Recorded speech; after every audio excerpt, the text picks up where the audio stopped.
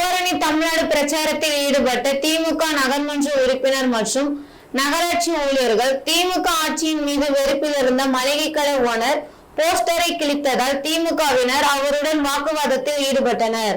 அராஜகத்தில் ஈடுபட்ட திமுகவினர் சிசிடிவி காட்சிகள் வெளியாகி பெரும் பரபரப்பை ஏற்படுத்தியுள்ளது. புதுக்கோட்டை மாவட்டம் அறந்தாங்கி நகராட்சியில் உள்ள பொற்குடையார் கோவில் சாலையில் ஸ்ரீ பழனிமுருகன் மளிகை ஸ்டோர் கடையை நடத்துபவர் ராஜேஸ்வரி ரவிக்குமார். நேற்று இவரது கடையில் ரவிக்குமார் மனைவி ராஜேஸ்வரி இருக்கும் பொழுது அங்கே ஓரணியில் தமிழ்நாடு என்ற முழக்கத்தோடு விளம்பர பதாகை கொண்டு வந்த நகராட்சி கவுன்சிலர் யோகா சித்ரா சக்திவேல் மற்றும் நகராட்சி ஊழியர்களான சீனிவாசன் உட்பட 5க்கும் மேற்பட்ட நபர்களை கடைக்கு வந்து திமுகவிற்காக பிரச்சாரம் செய்துள்ளனர்.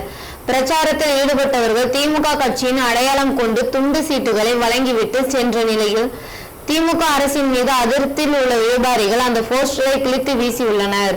இதனை கண்ட நகராட்சி ஊழியர் ஆன சீனிவாசன் ராஜேஸ்வரி அந்த போஸ்டரை கிழித்து விட்டார் என்று நகர்மன்ற உறுப்பினர் யோகா சித்ரா சக்திகளிடம் கூற அவர் மீண்டும் கடைக்கு வந்து ராஜேஸ்வருடன் வாக்குவாதத்தில் ஈடுபட்டுள்ளார்.